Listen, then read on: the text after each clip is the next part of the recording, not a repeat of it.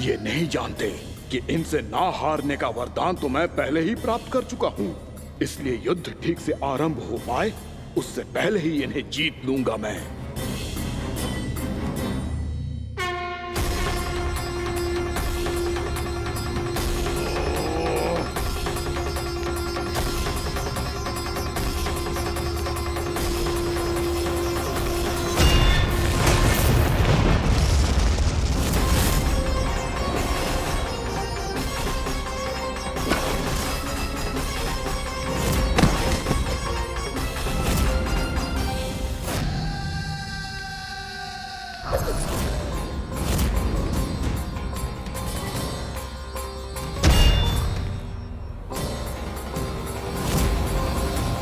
और इस प्रकार ये युद्ध वर्षों वर्षों तक चलता रहो।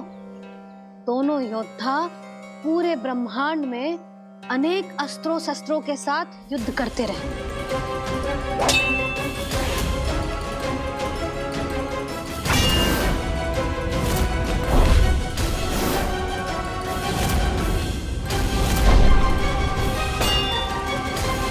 फिर क्या हुआ मैया?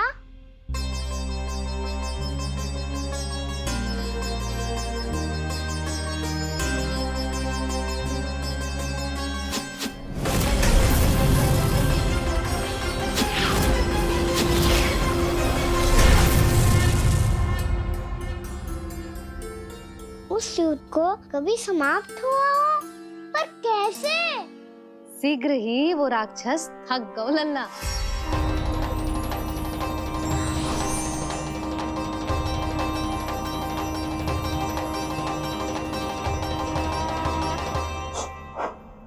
खड़े खड़े देख क्या रहे हैं नारायण? आक्रमण कीजिए, वध कर दीजिए मेरा।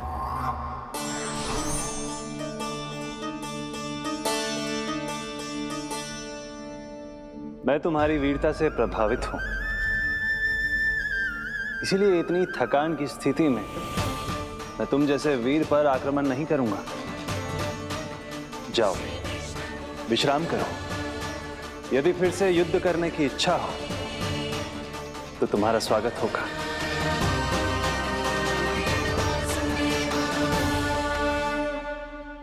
जे कह के श्री नारायण बद्रिका आश्रम चले गए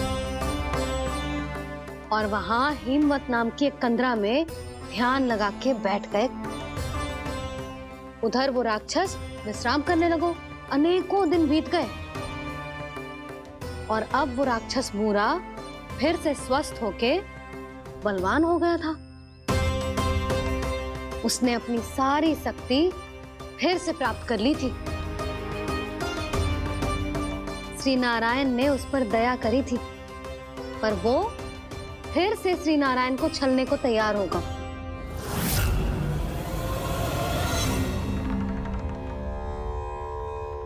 ध्यान में बैठे बैठे श्री नारायण योग निद्रा में चले गए, पर दुष्ट मूरा इसी अवसर का लाभ उठा के उनकी कंदरा में घुस आयो ताकि वो सोते हुए श्री नारायण पे आक्रमण कर सके।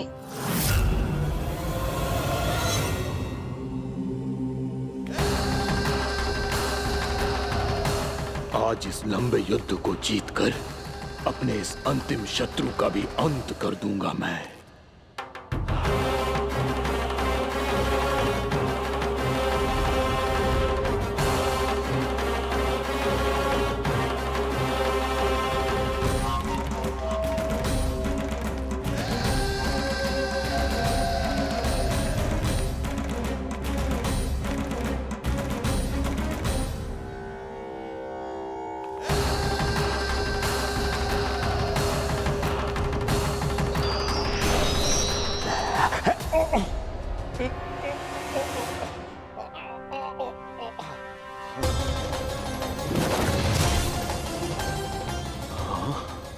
दुष्ट राक्षस,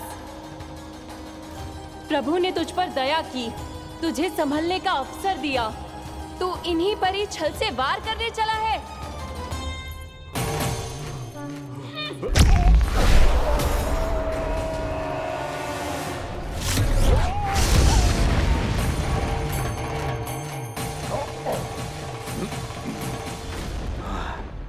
अजय हूँ, मुझे कोई पराजित नहीं कर सकता। ब्रह्मा का वरदान है मुझे। तूने नारायण से अपराजय होने का वरदान मांगा था मूर्ख। उनकी शक्ति से नहीं, ध्यान से देख, मैं तेरी मृत्यु हूँ, मृत्यु।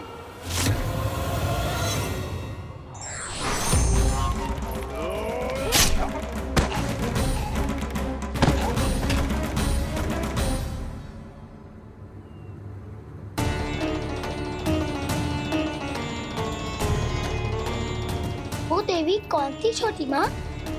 और कौन बलराम, वही तो थी देवी एकादशी।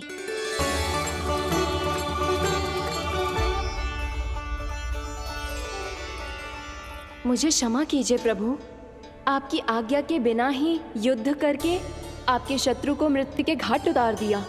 क्षमा नहीं, आपकी तो प्रशंसा होनी चाहिए देवी। असुर राज को मारकर आपने सभी देवताओं को मुक्त करवाया है। इस पापी के अहंकार से तीनों लोकों की रक्षा की है आपने। आप एकादशी की तिथि पर मेरी एकादश इंद्रियों से उत्पन्न हुई हैं।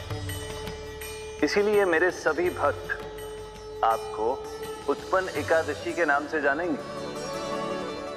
सभी तिथियों में आपका स्थान सर्वश्रेष्ठ होगा। जिस तरह आपने राक्षस के आक्रमण से मेरी रक्षा की है, उसी प्रकार एकादशी के दिन व्रत करके जो भी भक्त आपकी कथा सुनेगा, मैं स्वयं उसकी रक्षा करूंगा। जो आपकी पूजा करेगा उसे मेरी विशेष कृपा प्राप्त होगी और उसके साथ साथ उसे मिलेगा धन, सिद्धि और मोक्ष।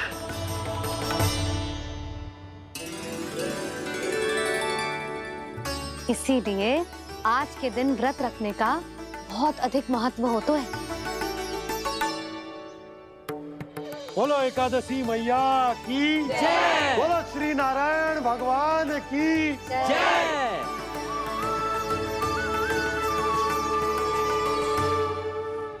प्रभु की कृपा से एकादशी का महत्व भी पता चल गो और मेरा व्रत भी सफल होगा। अभी नहीं भूला रहा, एकादशी का व्रत पूरी तरह तभी सफल होता है जब द्वादशी के दिन उसे पूरा किया जाता है।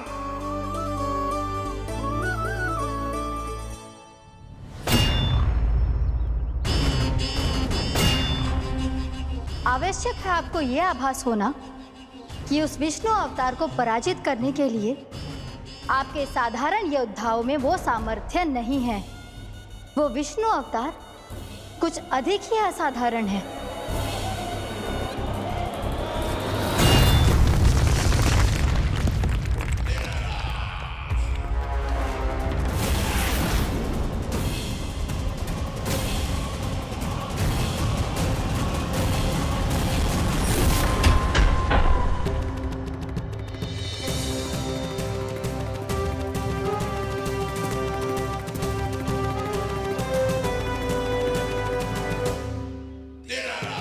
अब मैं दिखाऊंगा उस विष्णु अवतार को असाधारण शत्रु क्या होता है।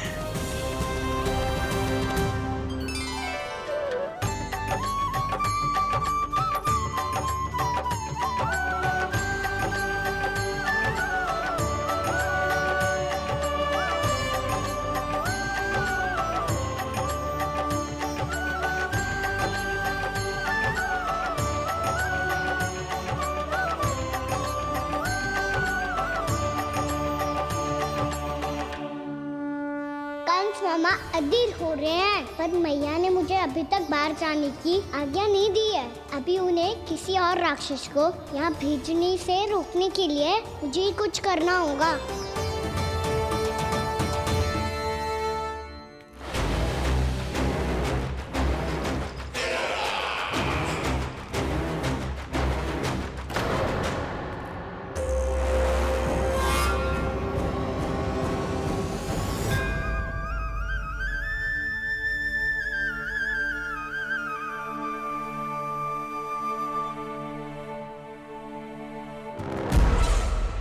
कौन हो तुम? बचपन से ही मुझे मारने का सपना देख रहे हैं, फिर मुझे ही नहीं पहचानते।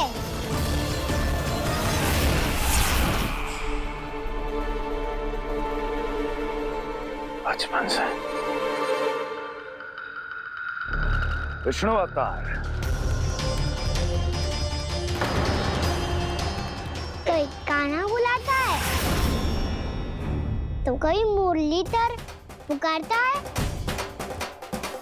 कोई माखन चोर कहता है, कोई कहता है चिच्चोर।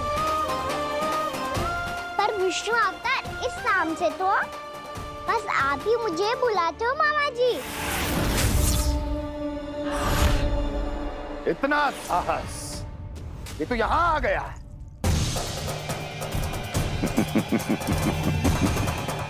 यहाँ आ तो गया तू विष्णु अवतार, किंतु यहाँ से जीवित नहीं जाएगा। तेरे इस शीश को तेरे धड़ से अलग कर दूंगा मैं।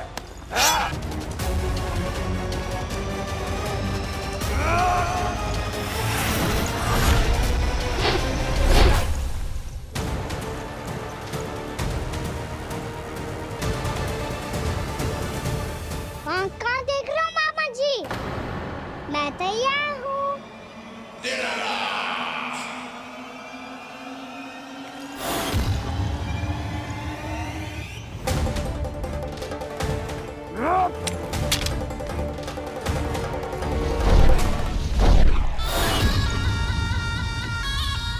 मामा जी, आप सदैव इसी तरह क्रोध में रहते हो क्या?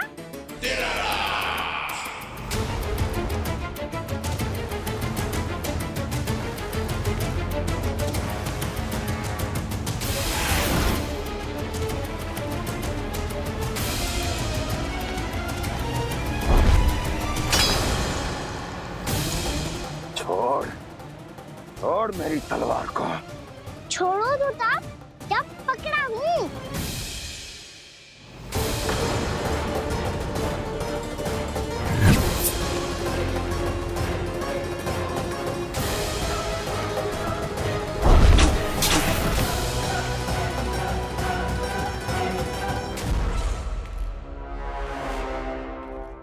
मामा जी,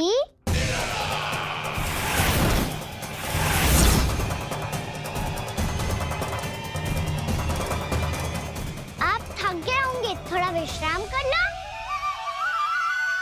आपका तो पता नहीं, मैं अवश्य थक गया हूँ।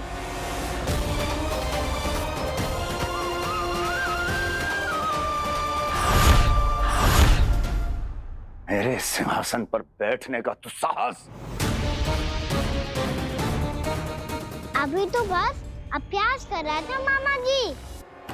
भविष्य में मुझे तो बैठना है यहाँ। आपने बल प्रयोग करके से अपने पिताजी से छीना था, मैं आपसे छीन लूंगा। जो छल और बल से लिया जाए वो अधिक समय तक टिकता नहीं है मामा जी।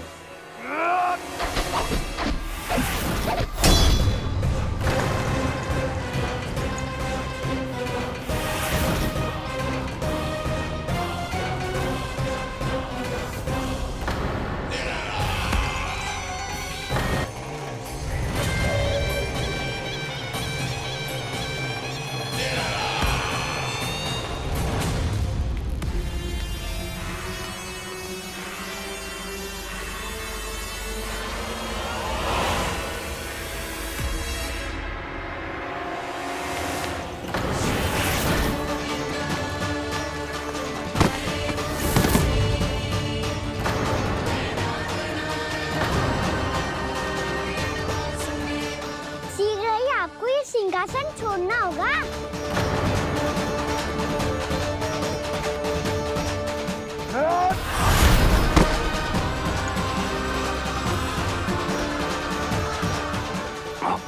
वो मेरा सिंहासन छीनना चाहता। वो आ रहा है, वो आ रहा है। सैनिकों, दुर्जन, बंद कर दो सभी द्वार और झरों के, सब के सब। इसकी हर संभावना पर इतना कड़ा पहरा बिठा दो कि ना तो कोई महल के भीतर आ सके, ना तो बाहर जा सके। मुझे महल के चप्पे चप्पे की सूचना चाहिए। जाओ।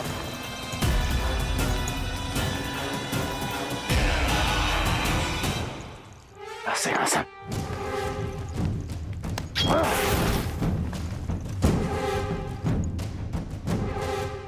अब आ, दुष्ट मायावी, ए छलिया विष्णु अवतार, मैं कंस तेरी प्रतीक्षा कर रहा हूं। आ, देखता हूं मेरे सिंहासन पर कैसे बैठता है तू। आ,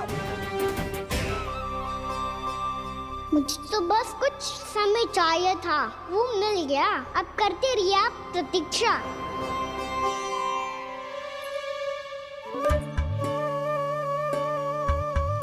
जी अपने आप से बातें क्यों कर रहे हैं जी?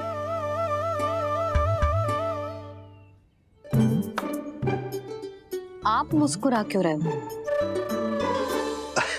ना कछु ना। बताओ क्यों मुस्कुरा रहे हो? तुम्हीं पर गए हैं जी। जब तुम व्रत करती हो तो तुम भी ऐसा ही करती हो। इसी प्रकार भूख अधिक लगने पर अपना ध्यान भटकाने के लिए स्वयं से ही बड़बड़ाती रहती। होगा। आपको तो बस मेरा उपहास उड़ाने के लिए बहाना चाहिए।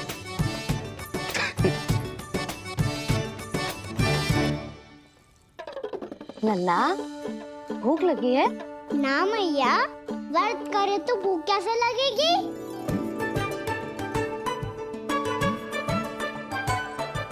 यदि लगी हो तो छोटे बालकों को थोड़ी बहुत भूल चूक क्षमा होती है। कछु ना तो फल तो तू खा ही सकते है। अब तो पूरे नियम और विधि विधान से व्रत तोड़ूंगा। कल द्वादशी के सुबह मुहूर्त के अनुसार। ठीक।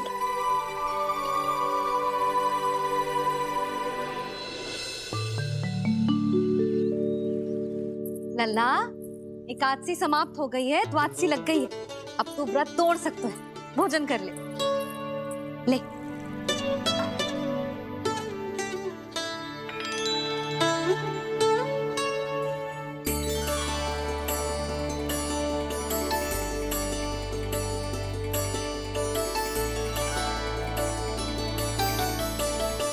आज तो कार्य कर लीजिएगा। मैं ना चाहती कि सब गांव वाले फिर से आपका उपहास उड़ाएं। अरे, इसी क्षण कार्य आरंभ करना आवश्यक ना है। कुछ खा तो लो। कल भी पूरे दिन व्रत में रहे, अब तो कुछ खा लो। ना ना, अभी बिल्कुल भूख ना है। और हाँ भगवान, तुम्हें चिंता करने की आवश्यकता नहीं है।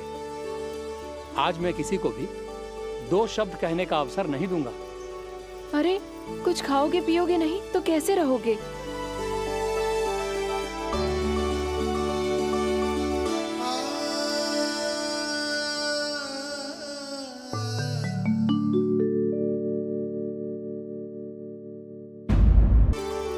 अरे, इसी क्षण कार्य आरंभ करना आवश्यक ना है। कुछ खा तो लो। ना ना, अभी बिल्कुल भूख ना है। और हाँ भगवान, तुम्हें चिंता करने की आवश्यकता नहीं है। आज मैं किसी को भी 2 शब्द कहने का अवसर नहीं दूंगा।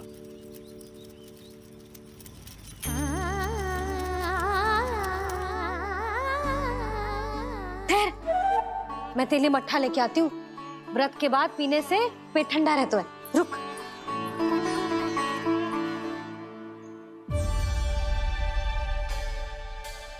भक्तों ने अभी तक व्रत नहीं तोड़ा है, मैं कैसे तोड़ लूं? भूख कहाँ से होगी? श्री हरि नाम से पेट तो भर लेते हो। श्री हरि श्री हरि श्री हरि।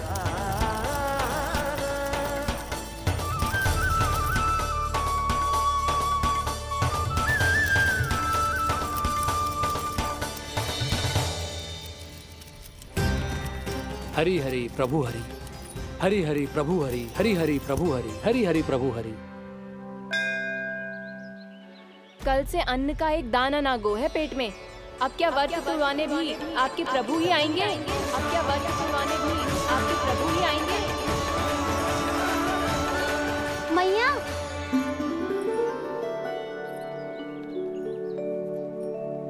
मैया पहले व्रत तोड़ के कच्चू खा तो लो। अभी ना, लौट के आने के बाद। हाँ,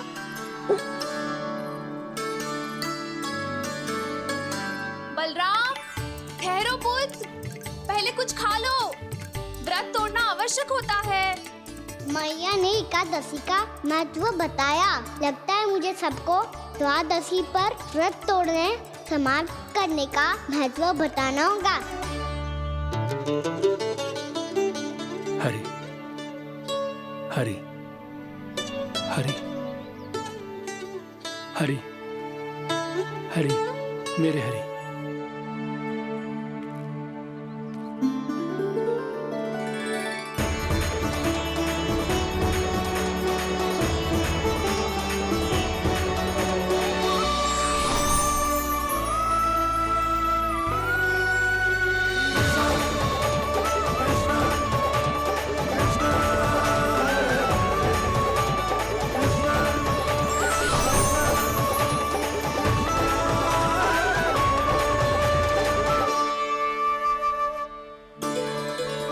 अभी अभी तो मैंने बच्चों की मां को वचन दिया था कि आज किसी को शिकायत करने का अवसर ना दूंगा, और अब मैं प्रभु श्री हरि की कल्पना जसोमती रानी के लल्ला में ही करने लगा। ना ना, ये ठीक ना है।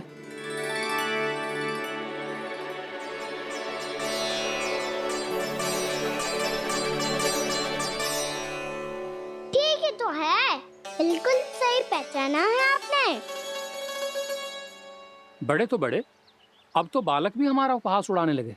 मैं आपका उपहास नहीं उड़ाने आया, मैं तो आपके एकादशी के व्रत को पूरा कराने आया हूँ।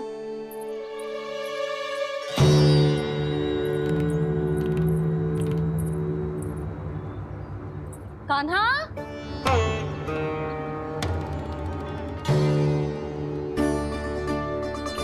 तो ये रे आपकी छड़ी और ये रे मेरी पीठ। सेक बिना तापड़ तोड़।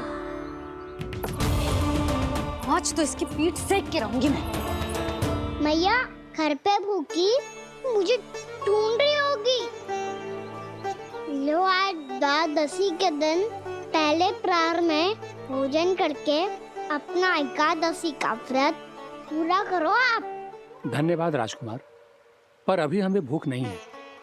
बहुत सारा काम पड़ा है, और अभी थोड़ी ही देर में शंकरी बहन भी अपनी मटकी लेने आती होंगी।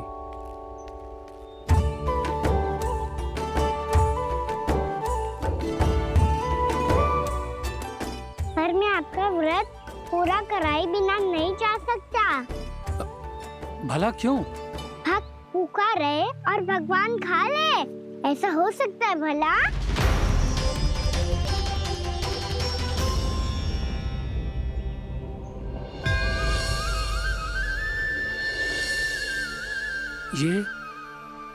ये कैसा भ्रम हो रहा है मुझे? मुझे लगता है अपना काम करना चाहिए। द्वादशी के पहले प्रहर में व्रत पूरा करना बहुत आवश्यक होता है, ना तो एकादशी का व्रत भी पूरा ना मानो जातो। इतनी सारी ज्ञान की बातें तुम्हें कैसे पता है लल्ला?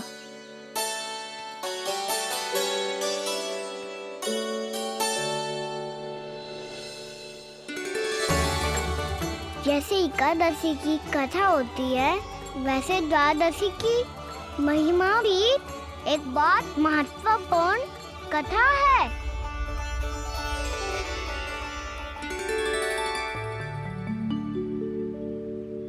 कैसी कथा? बिल्कुल सही समय पे आई हो आप, क्योंकि आपको ये कथा आपको अवश्य सुननी चाहिए।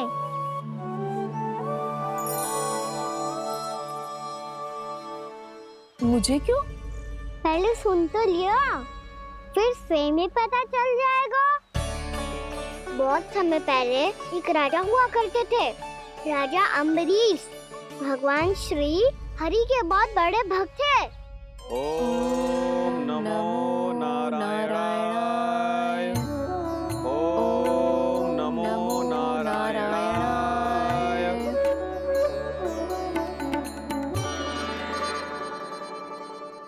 अनेक पुण्य के काम करते थे वो।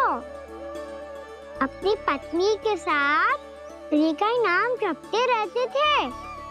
उन्होंने 12 माह एकादशी का व्रत करो, निर्जल पास किया, और जब उनकी 12वीं एकादशी का व्रत द्वादशी के दिन तोड़ने का समय हुआ, तभी महर्षि दुर्वासा अपनी 100 शिष्यों के साथ उनके महल में पधारे।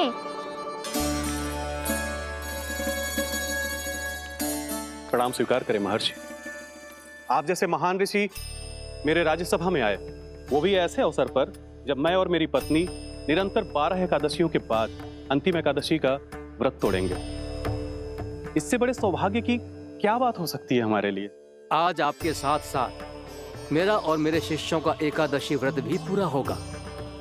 संभव है प्रभु की इच्छा यही हो कि हम सब अपना व्रत एक साथ तोड़ें। ये तो अत्यधिक प्रसन्नता की बात है महर्षि। तो फिर ठीक है, हम सब यात्रा से थके हैं। व्रत तोड़ने से पहले हम स्नान करना चाहते हैं। जैसी आपकी इच्छा महर्षि।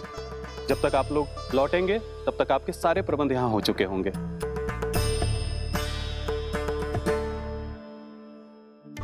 महर्षि दुर्वासा स्नान करने गए थे, पर उन्हें लौटने में विलंब हो रहा था, और इधर द्वादशी पर व्रत पूरा करने का मुहूर्त बीता जा रहा था। महाराज अमरेश बड़ी विरगता के साथ महर्षि दुर्वासा के लौटने की प्रतीक्षा कर रहे थे। महाराज, व्रत तोड़ने का मुहूर्त बीता जा रहा है। बस कुछ ही समय बचा है। महर्षि और उनके शिष्यों को लौटने में न जाने कितना समय लग जाएगा। मेरा सुझाव है कि आप मुहूर्त समाप्त होने से पहले व्रत अवश्य तोड़ लें। गुरुदेव, हमने महर्षि दुर्वासा को वचन दिया है कि जब तक वो लौटेंगे नहीं तब तक हम व्रत नहीं तोड़ेंगे। इसीलिए मैं उनके लौटने के बाद ही भोजन ग्रहण करूंगा। पर महाराज, मुहूर्त यदि बीत गया और समय रहते हो नहीं आए तो महाराज आपका व्रत पूरा नहीं होगा। महाराज, आपको उसका फल नहीं मिलेगा। महाराज, 12 एकादशियों का व्रत व्यर्थ चला जाएगा।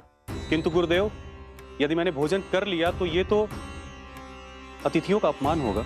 आप उचित कह रहे हैं महाराज। भोजन के लिए उनकी प्रतीक्षा अवश्य कीजिए महाराज। पर मुहूर्त रहते हुए एक तुलसी का पत्ता और जल ग्रहण कर लीजिए। इससे आपका व्रत भी पूरा हो जाएगा और अतिथि का मान भी रह जाएगा। आपका सुझाव अच्छा है गुरुदेव।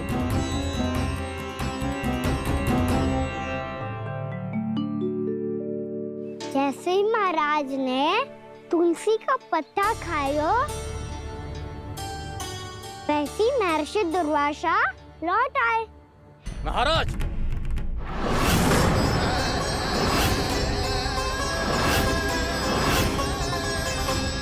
महाराज को उपास तोड़ते देखते बहुत क्रोधित हो गए।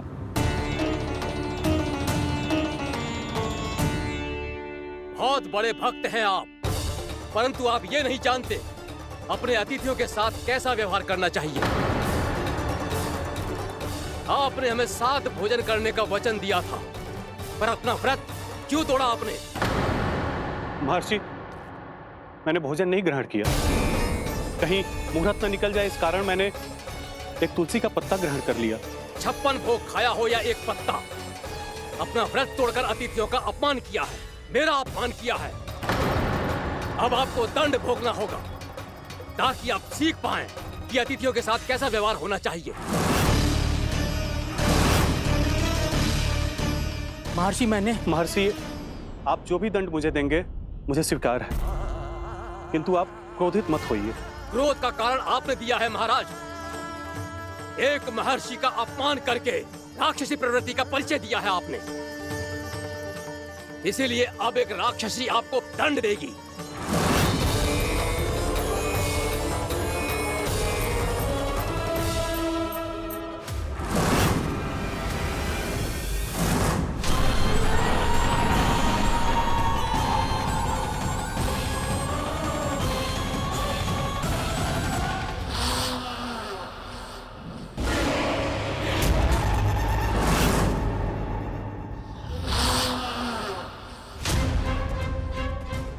हे प्रभु, यदि मैंने सच में महर्षि का अपमान करने की भूल की हो तो मैं उसका परिणाम भोगने के लिए प्रस्तुत हूं।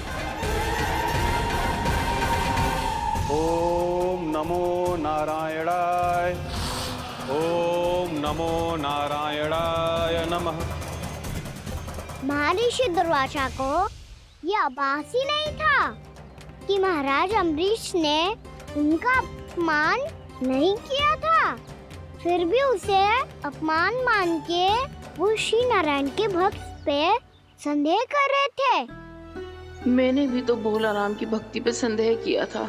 हे नारायण, ये क्या पाप हो गया मुझसे। संदेह किसी अपमान से कम ना हो तो, और भगवान सब सह सकते हैं, पर उनके प्रिय भक्तों का अपमान सहन ना कर सकते। इसीलिए उन्होंने हस्तक्षेप करने का निर्णय लिया।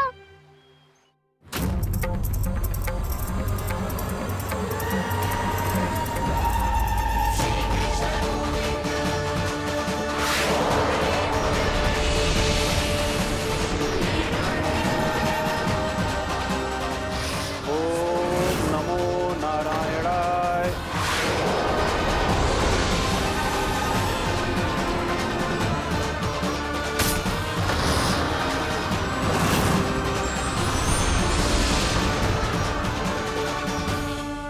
और फिर भगवान का वो सुदर्शन चक्र महर्षि दुर्वासा के पीछे पड़ गया।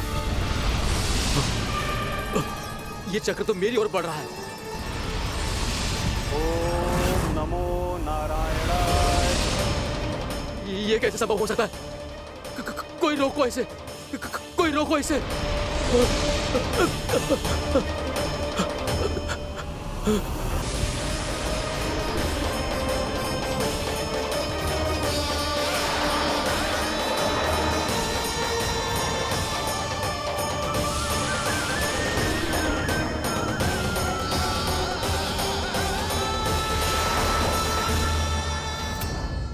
चक्र से अपने प्राण कैसे तैसे बचाते बचाते महर्षि दुर्वासा ब्रह्मलोक जा पहुँचे।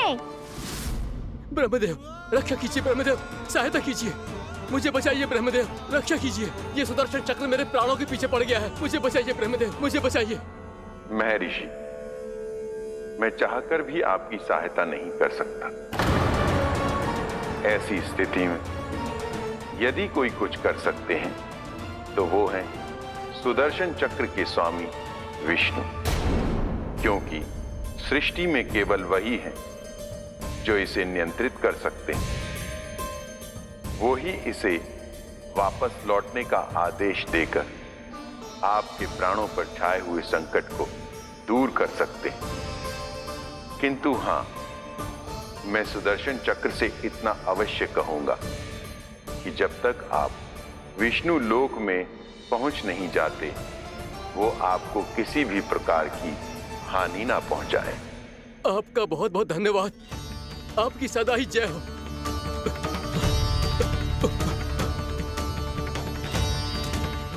फिर क्या था? भागते भागते महर्षि दुर्वासा सीधे भगवान श्री हरि के शरण में बैकुंठ पहुंच गए। त्राहिमाम प्रभु, त्राहिमाम, मुझे बचाइए। मेरी सहायता कीजिए प्रभु, मेरी सहायता कीजिए। मैं आपके इस चक्र और ऊर्जा से नहीं भाग सकता प्रभु। कृपया करके अपने सुदर्शन को रोकिए, इसे वापस लीजिए प्रभु। यह असंभव है महर्षि। एक बार सुदर्शन चक्र मेरे हाथों से छूट जाए तो अपना उद्देश्य पूरा किए बिना, मेरे भक्तों की रक्षा किए बिना वापस नहीं लौटता। कोई तो उपाय होगा प्रभु। कृपया करके मेरे प्राण बचाइए प्रभु। मैं सुदर्शन की ऊर्जा से जलकर भस्म नहीं होना चाहता प्रभु। आप जो कहेंगे मैं करूंगा प्रभु। मेरी सहायता कीजिए प्रभु, मेरी सहायता कीजिए। किंतु मुझे नहीं लगता कि आप वो कर पाएंगे। मैं अवश्य करूंगा। मैं अपनी प्राण रक्षा के लिए कुछ भी करूंगा प्रभु। आपने मेरे भक्त राजा अम्बरीश को भक्ति का कर्तव्य निभाने के लिए अपमानित और दंडित किया है महर्षि, पर भक्त की रक्षा करना भगवान का कर्तव्य है। इसलिए यदि आप भक्त राजा अम्बरीश के पास जाकर क्षमा याचना करें और यदि वो आपको क्षमा कर दे तो ही ये चक्र आपके प्राण लिए बिना लौट सकता है। अन्यथा आप तो जानते हैं महर्षि, मेरे भक्त का अपमान मेरा अपमान। भक्त का अपमान भगवान के अपमान से कम ना हो तो है। महर्षि दुर्वासा को भी ये बात समझ आई और फिर उन्होंने महाराज अम्बरीश से क्षमा याचना की। महाराज महाराज महाराज महाराज महाराज मुझे क्षमा करें महाराज, मुझसे बहुत बड़ी भूल हो गई महाराज, मुझसे बहुत बड़ी भूल हो गई महाराज। महर्षि, आप हमारे चरण छुए ये उचित नहीं। महाराज महाराज अम्बरीश, आप नारायण के सच्चे भक्त हैं। मैंने आपको अपमानित किया, दंडित करने का प्रयास किया महाराज।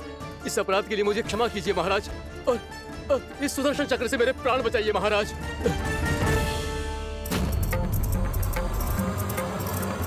हे महान सुदर्शन, यदि महर्षि के लिए मेरे हृदय में अभी भी वही सम्मान और प्रेम हो जो इनके प्रथम आगमन पे था, तो कृपया आप अपने धाम वापस लौट जाइए।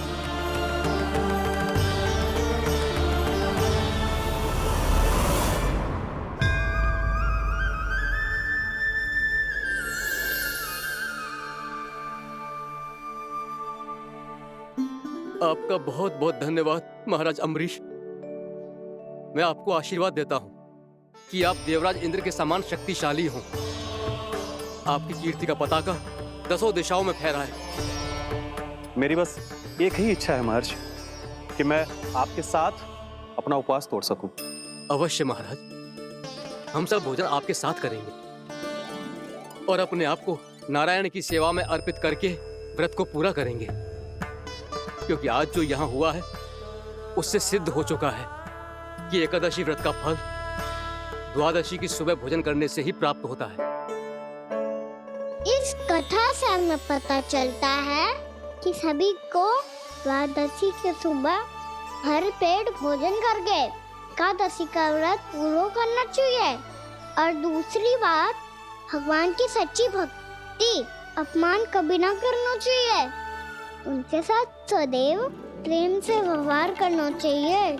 यही भगवान को सबसे अधिक प्रिय है। भैया भोलाराम, मैंने भी श्री हरि पे तुम्हारे विश्वास का उपहास उड़ाया था, मुझे क्षमा कर दो। ना ना, आप क्षमा मांगकर मुझे लज्जित मत करो, आप तो मेरी बहन जैसी हैं। जब महर्षि दुर्वासा जैसे महान ऋषि को भी प्रभु के भक्त से क्षमा मांगनी पड़ी, तो मैं तो बहुत ही तुच्छ हूँ। मुझे आपकी किसी भी बात का बुरा ना लगा। पर पता है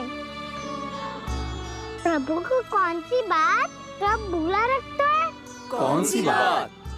जब उनका भक्त भूखा रहे, हमें भी अपना व्रत पूरा ना करे। और जैसा कि आप सभी ने अभी कथा से सीखो है, एकादशी के व्रत को द्वादशी की सुबह अवश्य पूरा करना चाहिए। अब आप जाओ, अपना व्रत पूरा करो।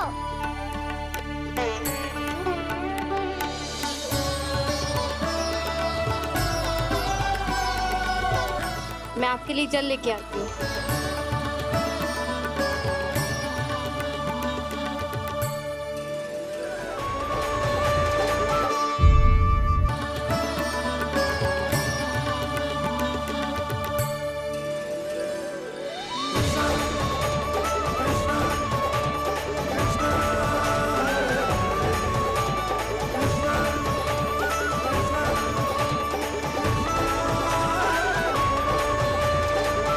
लो खाओ।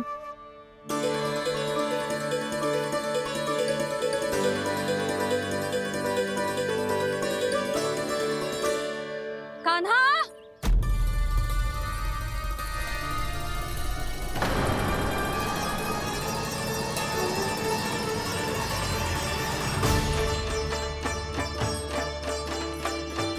बोलो काका, सिगरेट छुपा लो मुझे, मैया आ रही है, बहुत क्रोध में लगती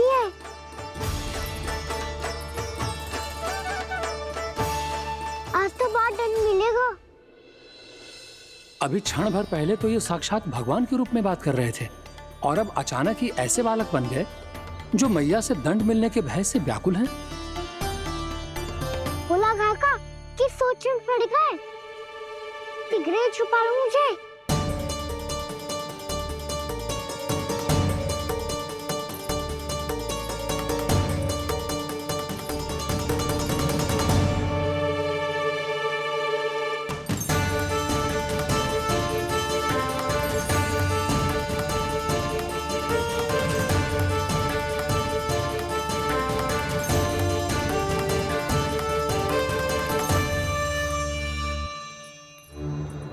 भोलानाथ जी, कान्हा को देखो है क्या? मैंने तो अपने प्रभु को देखा है। मैं अपने लल्ला को ढूंढ रही हूँ, उसे देखो है आपने? वही तो मैं भी कह रहा हूँ जसोदा रानी, मैंने सिर्फ और सिर्फ अपने प्रभु को देखा है। ये तो अब भी अपनी भक्ति में ही खोया हुआ है। इससे पूछ के कछु लाभ ना है, मुझे ही ढूंढना पड़ेगा।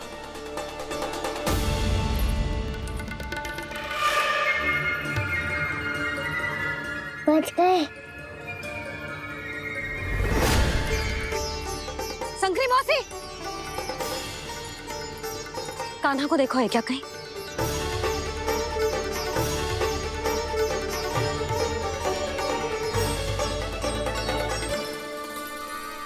भोला काका मुझे सिगरेट निकालो ना यहाँ से। भैया फिर से इधर ही आ रही है। सब कहते थे श्री हरि मेरे घर ना आ सकते। देखो आज प्रभु आ गए, उन्होंने अपने हाथ से मेरा व्रत पूरा कराया। हाँ आते हैं और आगे भी आएंगे हमारे श्री हरि हमसे मिलने और आके मोक्ष देंगे, है ना?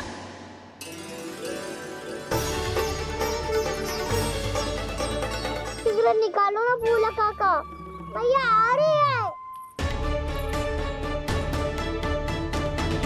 मैं ना निकालूं? मेरा अर्थ है मैं निकालूंगा, अवश्य निकालूंगा, पर तब तक नहीं निकालूंगा जब तक आप मेरी सारी बातें मान नहीं लेते हैं। कौन सी बात? प्रभु मुझे मोक्ष प्रदान कर दीजिए प्रभु। तथास्तु। ना ना ना ना प्रभु, मेरे साथ साथ मेरे परिवार को भी मोक्ष दे दीजिए। तथास्तु। अब तो निकाल दो, मैया देख लेंगी। ना प्रभु, मेरे परिवार के साथ मुझसे जुड़ी हुई हर वस्तु, जीव जंतु, प्राणी, गाय बैल भैंस, सभी को मोक्ष प्रदान कर दीजिए प्रभु। तथास्तु। प्रभु आप सच में अद्भुत हैं। मैंने जो मांगा आपने बिना सोचे समझे सब प्रदान किया। मैं ही अपनी मांगे बढ़ाता रहा। प्रभु प्रभु मुझे क्षमा कर दीजिए, प्रभु मुझे क्षमा कर दीजिए।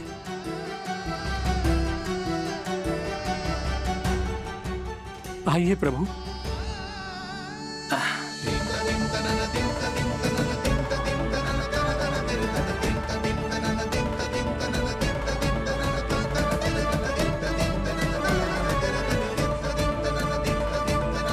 प्रभु आप तो प्रभु हो, हरि हो, भगवान हो।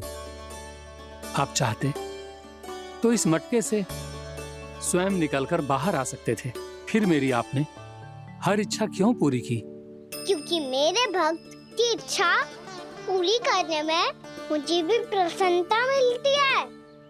ना तो मैं अपने भक्तों का अपमान सह सकता हूँ और ना ही उनकी इच्छा अधूरी रहने दे सकता हूँ।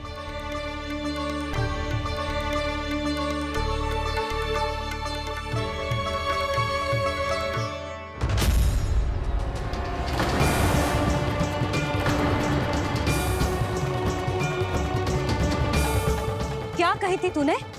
हाँ, कि तू फिर से छल ना करेगा। फिर मुझे बिना बताए घर से बाहर कैसे निकलो?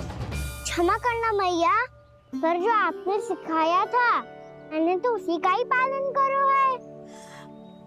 फिर से चतुराई कर रहे हो है ना? हाँ? आप ही तो कही थी ना, यदि कछु करने से किसी को हानि ना पहुंच रही हो या फिर किसी अच्छे कार्य में सहायता हो रही हो तो आज्ञा लेने की आवश्यकता ना होती। यदि तेरे कछुक करने से किसी और की कोई हानि ना हो रही हो या किसी के अच्छे कार्य में सहायता हो रही हो तो मुझसे आज्ञा लेने की आवश्यकता ना है।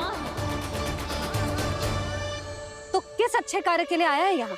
एकादशी के सुबह एकादशी का व्रत खोल के भोजन करा जाता है। ये बात ना तो भोला काका को पता थी, ना शंकरी मासी को, और ना ही किसी और को। और तुझे पता थी? हाँ, मेरी मैया ने बहुत अच्छे से सिखाया है मुझे।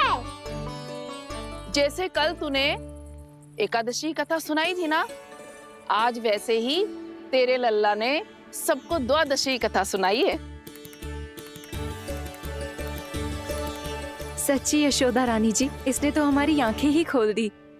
और भाभी, सच तो ये है कि मुझे भी ना पता था कि ये इतना बड़ा ज्ञानी है और इतना अधिक समझदार।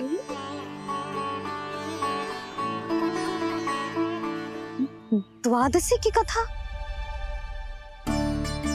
वो तो मैंने इसे कभी सुना ही ना है। फिर इसे कैसे पता थी? रानी जी, जो स्वयं भगवान हैं, भला उन्हें कैसे कुछ नहीं पता होगा। मैंने तो इन्हें पहचान लिया, और हाँ, आप सब लोग भी इन्हें अपने अंतर मन की आंखों से देखिए। हो सकता है इन्हें पहचान पाएं। ये कोई और नहीं है, श्री नारायण है, मेरे श्री हरि, मेरे प्रभु। जय श्री हरि।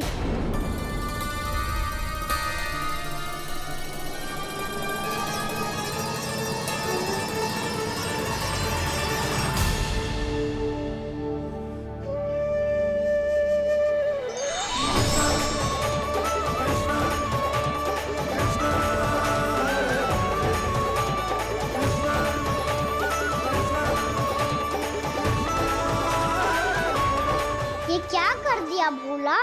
जिस रास्ते को मैंने इतनी कठिनाई से बचा के रखा था, सबके सामने उसे उजागर कर दिया तुमने।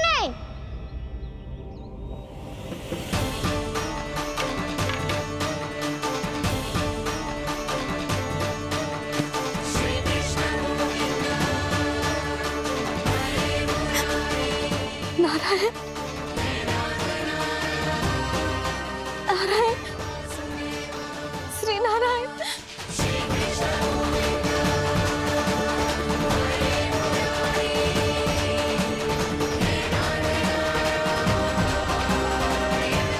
श्री नारायण।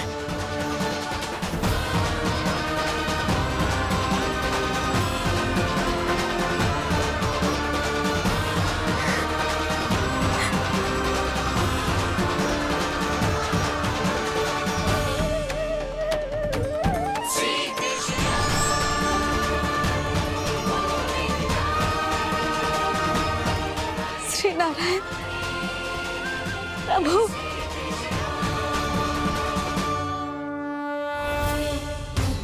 जिस रास्ते को इतने जत्न से संभाल के रखा था, आज वो सबके सामने खुल गया।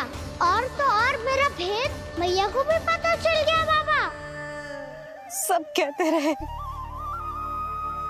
पर मैंने एक न मानी। सबने कही थी कि आप भगवान हैं, पर मैं मूर्ख आपको पहचान ही ना पाई। कितनी अभागी हूं मैं।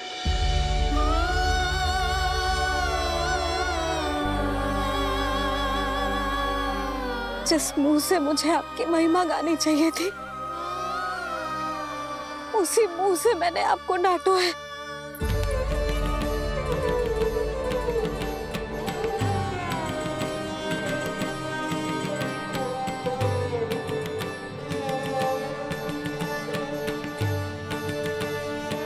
जिन हाथों से मुझे आपके चरण छूने चाहिए थे, उन हाथों से मैंने आपके कान पकड़े।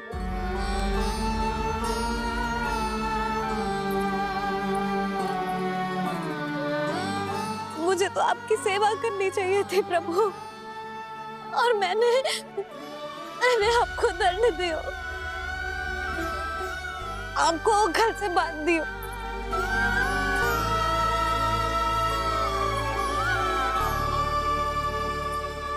बावली हो गई थी प्रभु, अपने श्री नारायण को, अपने प्रभु को एक साधारण सा बालक समझ लियो मैंने। मैं आपके लिए भगवान नहीं हूँ मैया, साधारण बालक ही हूँ, बस आपका लल्ला। बुद्धि भ्रष्ट हो गई थी, भूल पर भूल करती चली गई। आज भी आपके पीछे पीछे छड़ी लेकर दौड़े चले आए।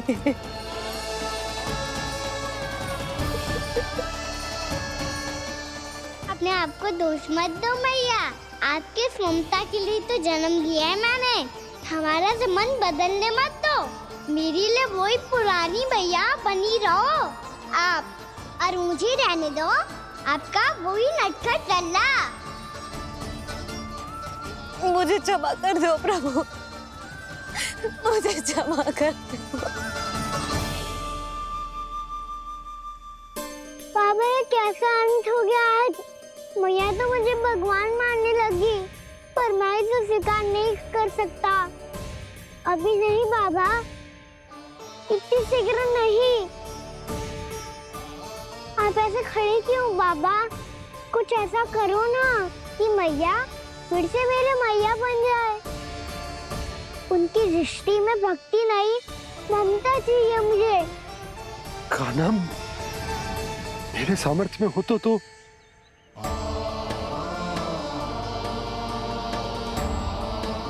दाऊ, आप तो बड़े भाई हो, अपने छोटे भाई की सहायता करो ना, जिससे मैया सब कुछ भूल जाए। मैं क्या कर सकता हूँ कान्हा? कोई तो सहायता करो मेरी।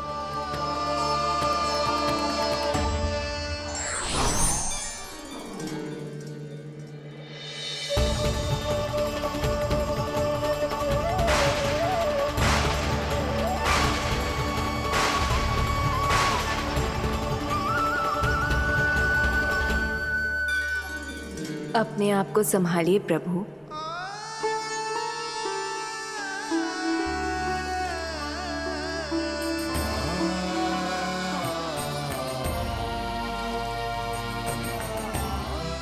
देखो ये क्या हो गया, भैया को सब पता चल गया। अभी तो मुझे मैया की ममता का शौक पूरी तरह मिला ही नहीं था। योग माया,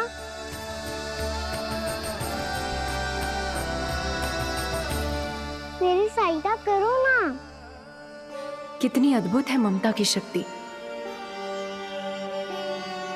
भगवान को भी एक साधारण बालक बना देती है। बालक ही बना रहना चाहता हूँ मैं, नहीं चाहता दिव्य होना, नहीं चाहता भगवान बनना। बस मैया की गोद में रहकर ममता के रस से सेम को भी घनो चाहता हूँ। इनकी डांट फटकार का सुख पाना चाहता हूँ। कुछ भी करे योग माया, पर इन सबको भुला दो मेरा सत्य।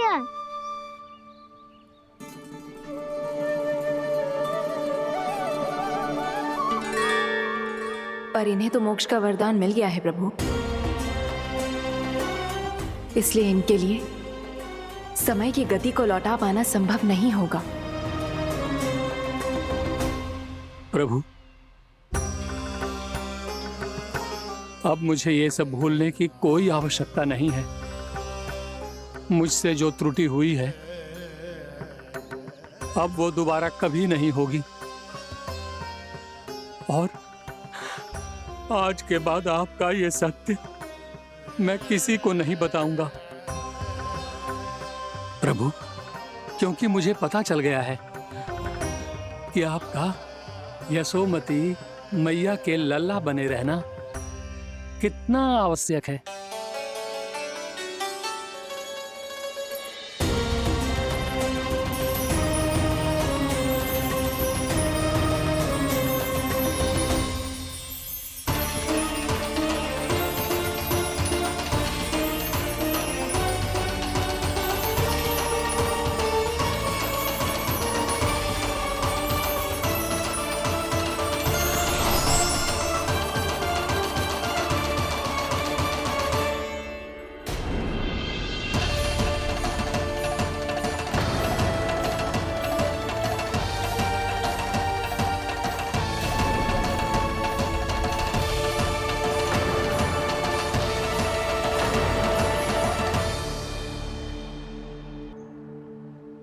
आपकी छड़ी। पहले चुपके से भाग जा तो है, फिर स्वयं ही छड़ी भी पकड़ा रहे हैं? नटखट कहीं का। हंसी आ रही है? अरे किस बात पे इतनी हंसी आ रही है रे? हाँ?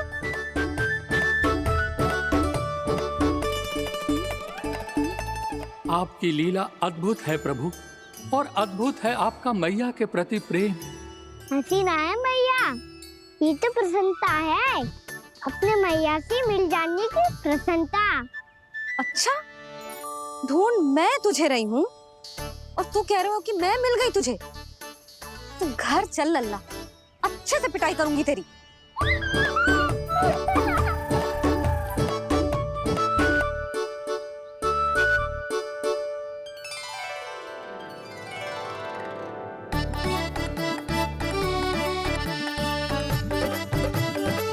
जब पिटाई से गाल लाल होंगे ना तेरे, तब हंसी बंद होगी तेरी।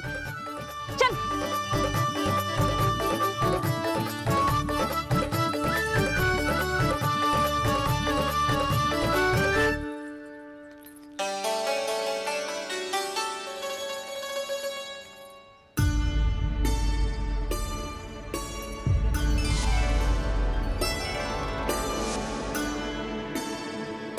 लगता है भैया की आओ